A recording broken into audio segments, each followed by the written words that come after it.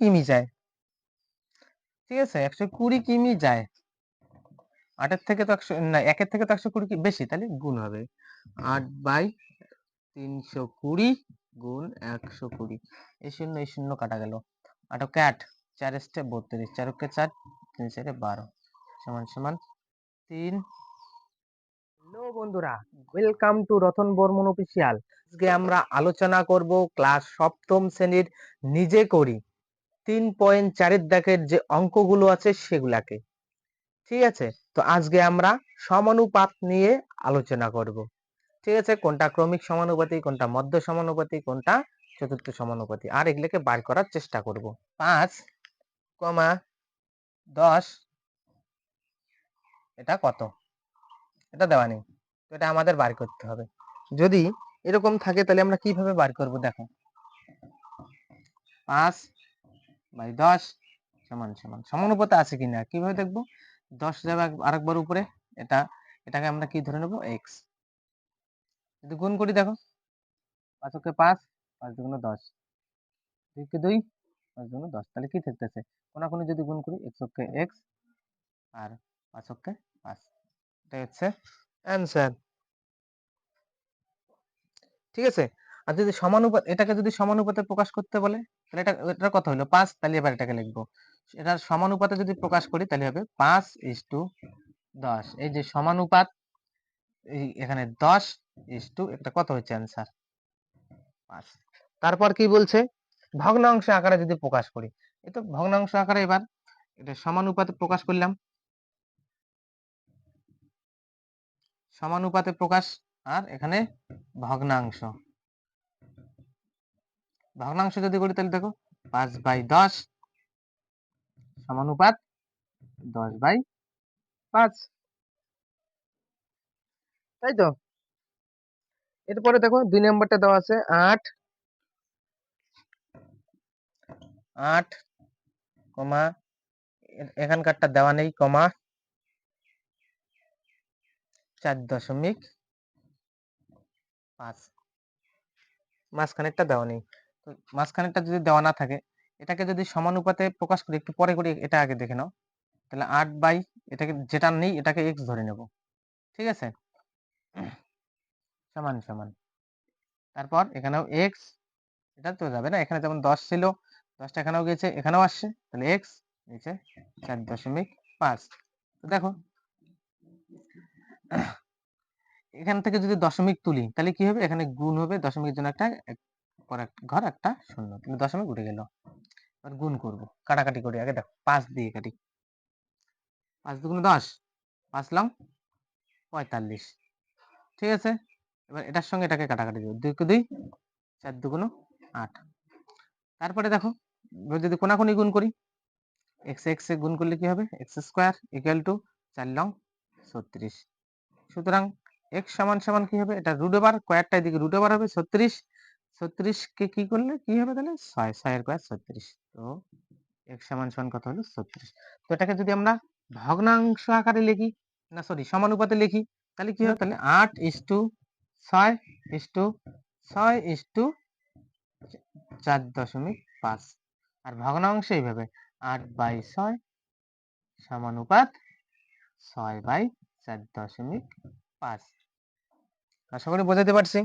তো এরকম ভাবে তোমরা এর পরেরটাও করো, আমি একবারে তোমাদের শেষের একটা করিয়ে দিতেছি, দেখে নাও, এটা মুছে দিচ্ছি। 2/3, তাই তো,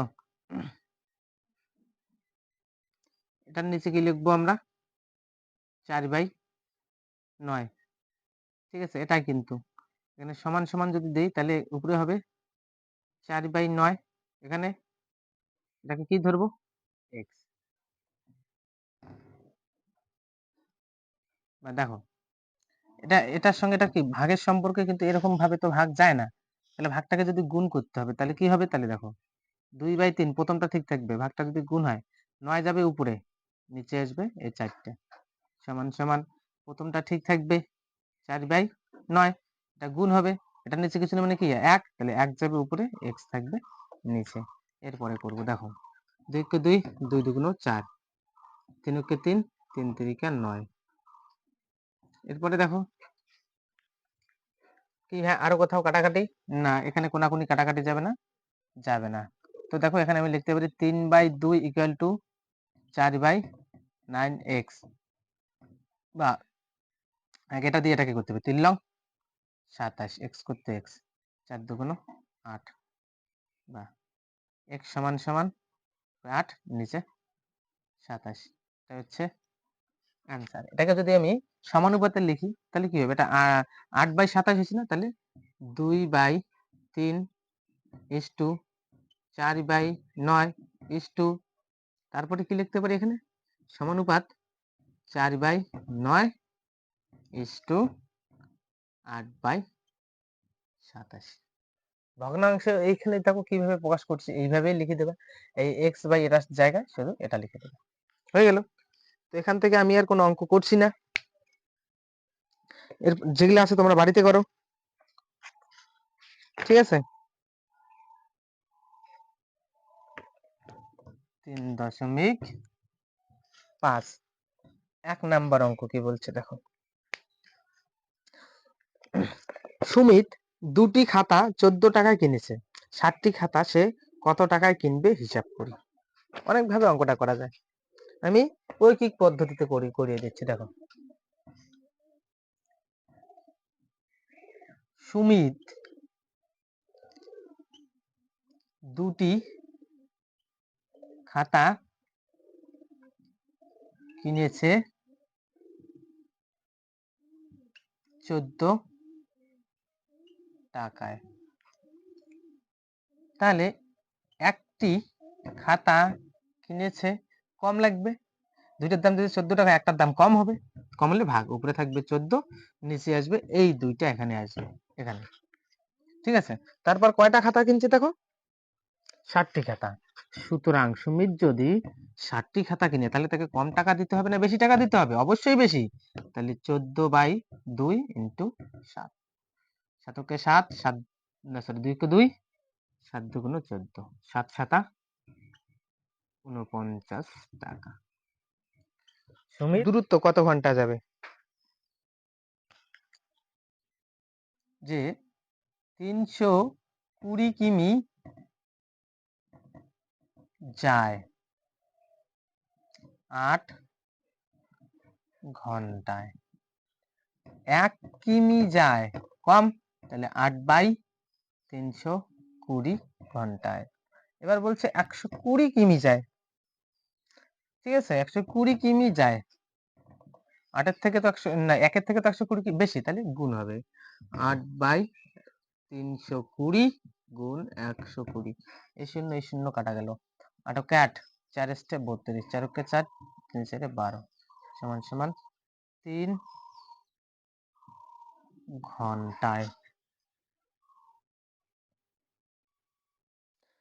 6 কিগ্রা স্টেনলেস স্টিল তৈরি করতে 720 গ্রাম ক্রোমিয়াম লাগে, হিসাব করে দেখি 11 কিগ্রা স্টেনলেস স্টিল তৈরি করতে কত কিগ্রা ক্রোমিয়াম লাগবে। 3 নাম্বার HW থাকলো, 3 নাম্বার সেম অঙ্ক HW।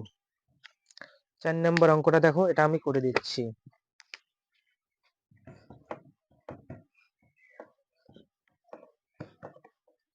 অঙ্কগুলো বুঝতে পারো কিনা আমাকে কমেন্টে জানাবা, না বললে আমি কিভাবে বুঝতে পারবো কও,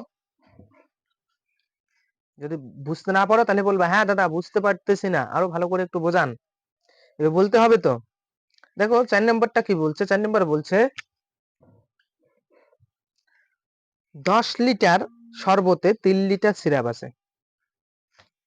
হিসাব করে দেখি এরকম 5 লিটার শরবতে 5 লিটার শরবত তৈরি করতে কত লিটার সিরাপ দিতে হবে। 10 লিটার শরবতে সিরাপ আছে কত, 5 3 লিটার বলছে না, সরি 3 লিটার, তাহলে দেখো 1 লিটার শরবতে সিরাপ আছে কম অবশ্যই, তাহলে 3/10 লিটার। এবার বলছে সুতরাং 5 লিটার শরবত তৈরি করতে সিরাপ লাগবে তাহলে 3/10 গুণ 5, 5 ওকে 5, 5 দুগুণ 10 সমান হবে 3/2, উপরে বড় ভাগ করতে হবে 1, 2 কে 2, 1, দশমিক দিয়ে শূন্য নাও, 5 দুগুণ 10, 1.5 লিটার। তো 5 লিটার শরবতে চিনি থাকবে 1.5 কেজি, না সরি এত লিটার। এটা হচ্ছে অ্যান্সার।